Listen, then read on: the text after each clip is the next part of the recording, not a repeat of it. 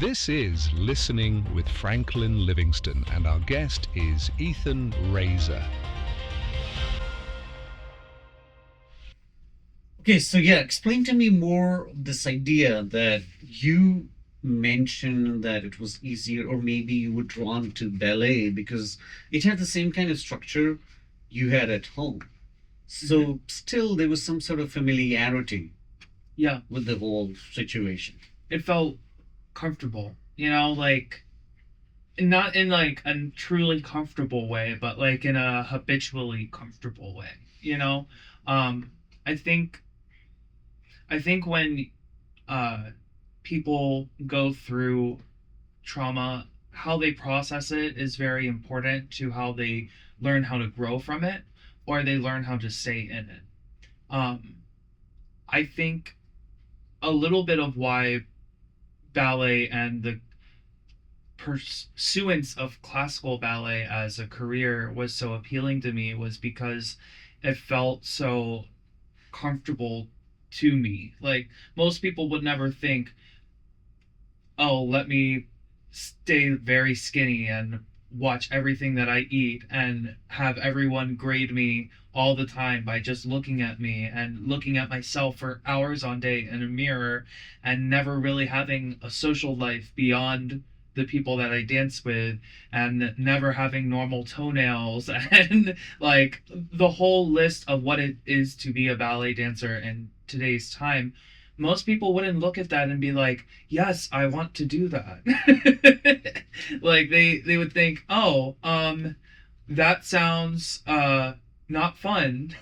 And yeah, it those parts weren't fun. And yes, I did have to deal with a lot of preoccupations with my own weight and um being told that I was perfect when I knew I wasn't eating.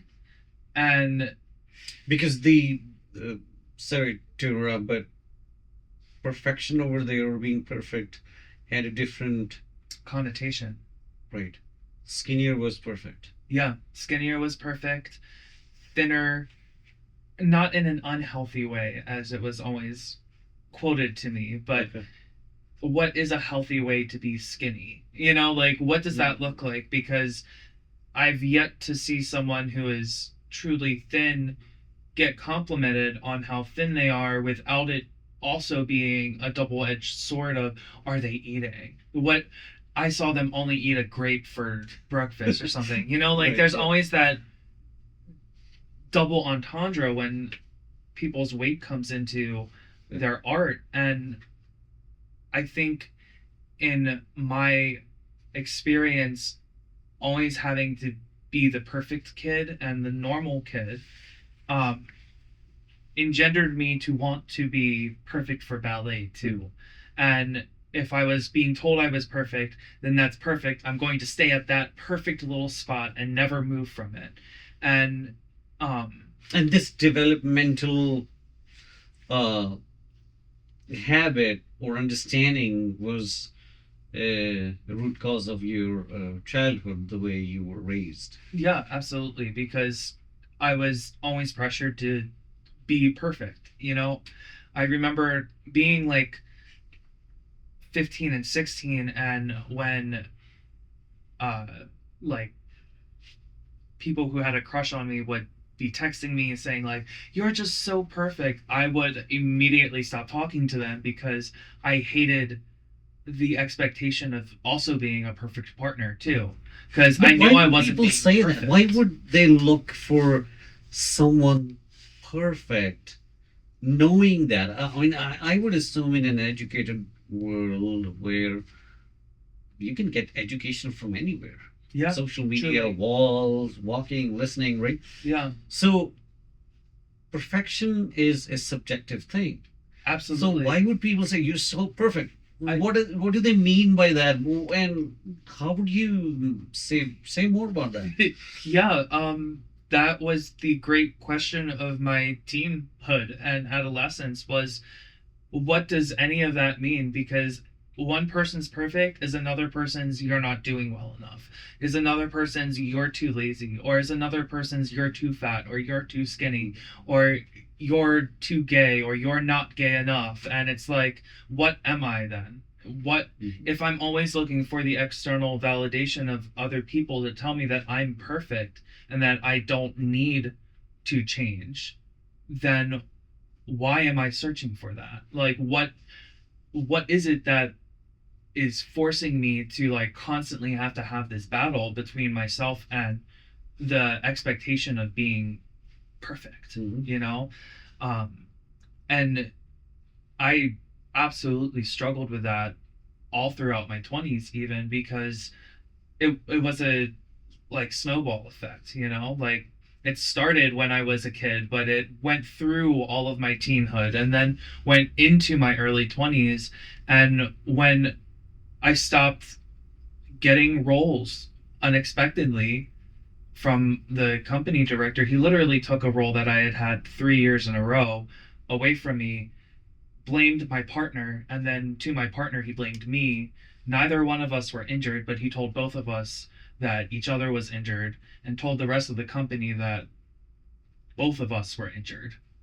But we both had to still perform in the Nutcracker anyway. So, like, why couldn't we do the leads, but then also why did we have to do other things in your show if we were so injured that we couldn't do the leads? And because you were not perfect right anymore. Yeah, I wasn't the young spry 18-year-old or 21-year-old that he put in my spot. And I had a really hard time accepting that because I already was realizing my own age at that point. As a ballet dancer, you do start feeling your age very, very quickly. So what you learned was that one of the things that makes, I was going to say constitute, perfection in the ballet world is age. Right? Yep. So when your crushes, if there's a word, Yeah. plural, Yeah. crushes. Yeah. Yeah, I just made it up if there's no such word. So if there's like your crush, when they text you and say you're so perfect, what are they talking about, right? Right. Maybe your youth, and Yeah. they know it's not gonna remain there, right? Exactly. And that's why relationships, like both of you were talking about, like divorce rate high and all that. Yeah. Right. And because if we develop an idea that, oh my God, this thing will remain like this Yep. forever, no, it'll break apart. Yep. You know, it's not gonna remain. And it's like going to this. change shape. And like you have to be okay with the fact that it changes shape and not reminisce of, oh, I wish it were that way again. Like I'm never going to be 16 years old again. I'm never going to have the same technical ability that I had when I was 16, but I can guarantee you my technical ability now is a lot better than when I was 16. And like my ability to carry myself is better than when I was 16. My emotional capacity is better when I was 16. My artistic expression is better than when I was 16. But the fact that people just want to focus on the fact that, oh, you're not this young person anymore, so why are you still here? That's correct. Yeah, exactly. Why are you still taking up a spot that somebody else will want? Okay, then I'll take myself out of that spot. And there was one point that year that I chose to leave the company that the assistant director said to the whole room, it wasn't pointed directly at me by name, but the eye contact was fiercely made in my direction, and the person that was standing next to me, who also retired that year, that if we don't want to be there, that we're just wasting their time, and hundreds of other people would love to have the opportunity to do the ballets that we're doing. So don't waste your time. Don't waste our time. Your time is precious and you just don't see it yet. And I used to, right when I was like going through the retirement stage, I took that to heart in a very hypercritical way, that like I'm never going to be as good as I once was, kind of thing. But as I've gotten older, I realized that she was right. I'm my time is limited, and what I have to give has to come from within without expectation of getting anything else in return. Like, I shouldn't be doing arts just so that I can get applause and validation from someone, because I'm never going to get the kind of reverence that I'm giving. Like, I'm giving so much of myself out as a young person. I can't expect that same return as I get older, especially in an art form that doesn't respect older people and older dancers. So, in a way, she did me one of the best services of my career, because she gave me the ability to use the door again and like to open a new door. Though one door was closing, I got to open so many new doors now and put my art out there in so many other formats that I'm so proud about now, that I never would have even imagined doing if I stayed dancing until the very bitter end. Yeah, I do like to leave the party when the party's high, but at the same token, leaving the party when it was high then has allowed me to go to other parties now. And I think that's what the bigger takeaway is That's great. for me. That's great. Um, I'm really excited to start doing more acting now. I recently was in a background spot for Happy Gilmore 2 in October, and then I was in a psychology study in November at Brandeis University, where a PhD student was filming her dissertation of actors portraying multiple kinds of scenes, both uh, neutral expression and emotion and more intense expression and emotion. And they were all a minute and 15 seconds each. And what the study does is it tests the viewer's um, empathy as they're watching the scene play out. So they have to, as they watch each video, score how they felt on a range while watching the video, and then how those feelings were portrayed in them after watching the video. We also did, as part of that project, a bunch of procedure-esque type photos where there were just like pictures of my arm, but then pictures of my arm with bruises on them, or pictures of my hands in like grasping shape, and then pictures of my hands with pieces of glass and fake blood covered in them. So they can also see how their emotional intensity changes between each one of the photos and how that is portrayed, ultimately testing people's ability to see through racial inequality. That was one of the main parts of the test, is that there's a group of white actors and a group of African American actors. And the psychology student herself, being mixed race, this is something that's really important to her as her own identity, but also something that she wants to be able to put out there and help codify and like help teach other people more about what our initial reactions are. Because the first time this study was done was in Germany, and then it was repeated in New Zealand, and then I believe it was repeated in another European country. I can't remember if it was the UK or if it was in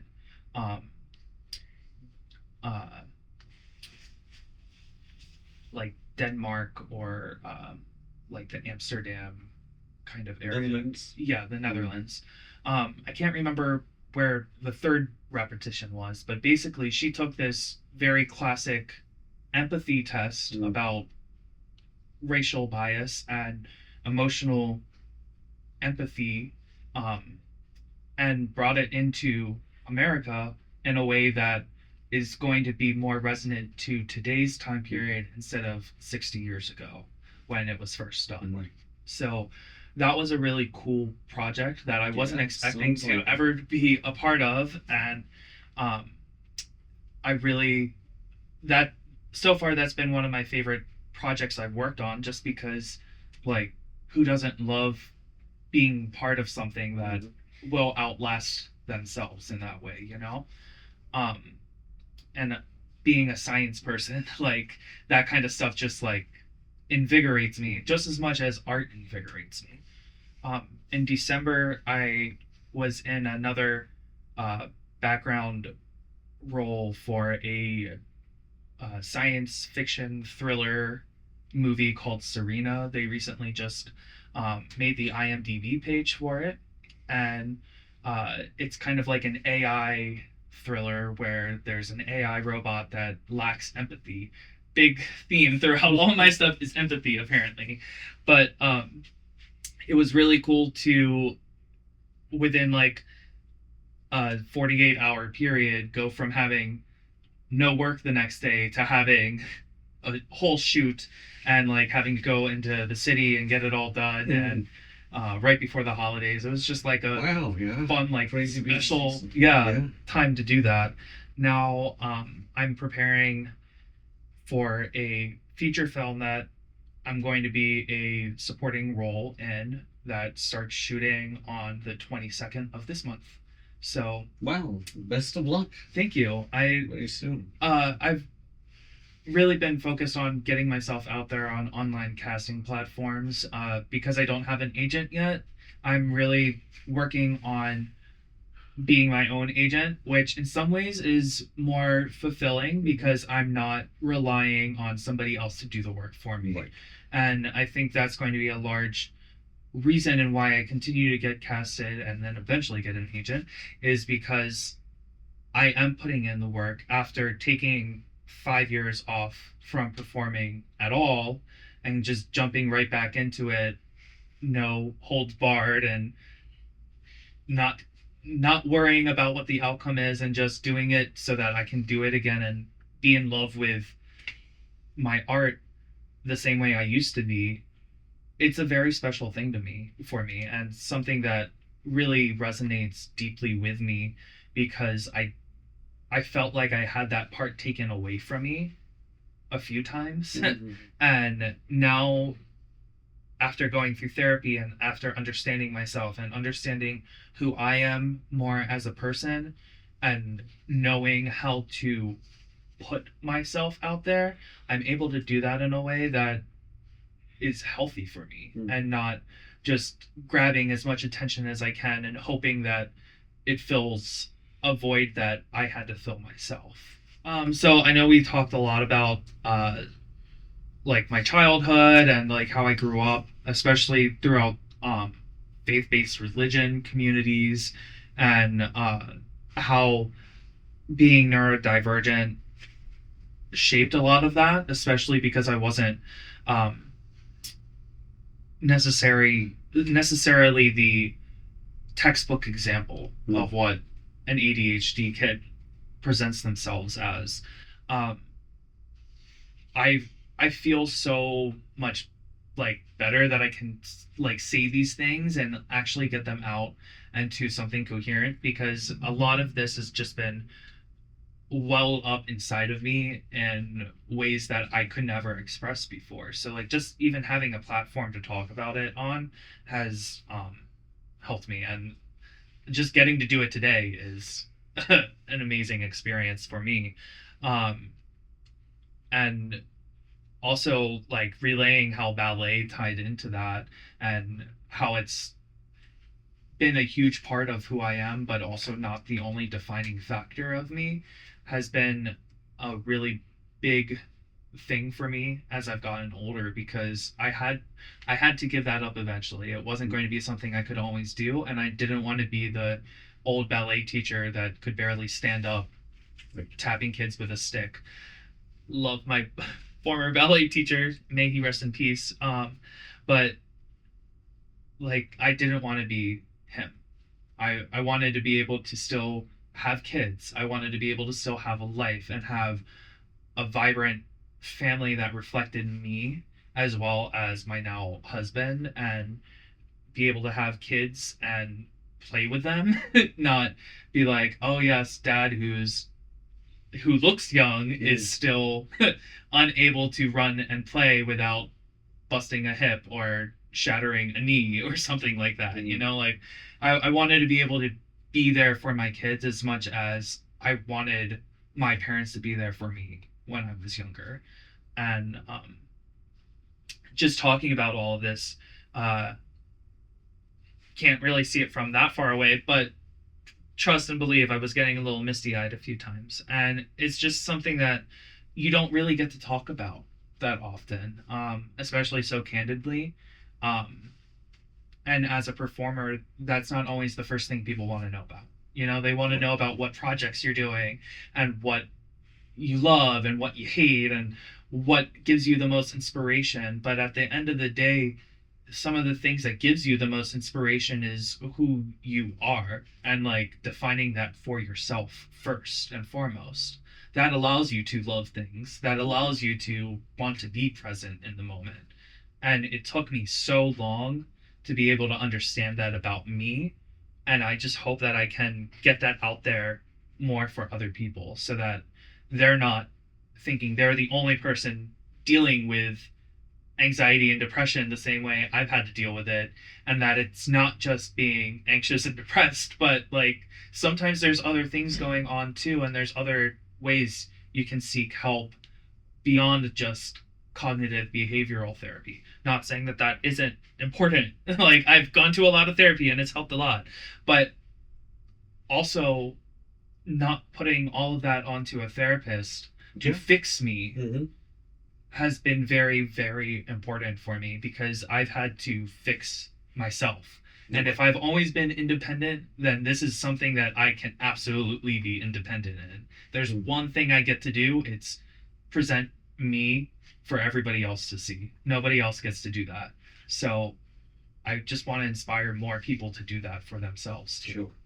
No, I'm glad you came because my hope was to give you a safe space Absolutely. where you could share yourself, your struggles, and especially this some sort of unpleasant or disliking growing up in a very faith-based family and having difficult experiences with the parents, especially the father, and me coming from a faith-based background, a former United Methodist. So my hope was that you feel welcomed, loved, and cared for when you spend your time here because although I left the denomination, but I still believe that the table, God's grace is for everybody. And we humans should not really limit people on the basis of anything. And we already talked about how it has happened. It's happening within our communities, which is sad because our job is to extend God's love through ourselves, through our communities, through our individual presence, unconditionally. Yeah. So thank you for being here today. Thank you. This has been great. Like honestly, thank you so much. Yeah.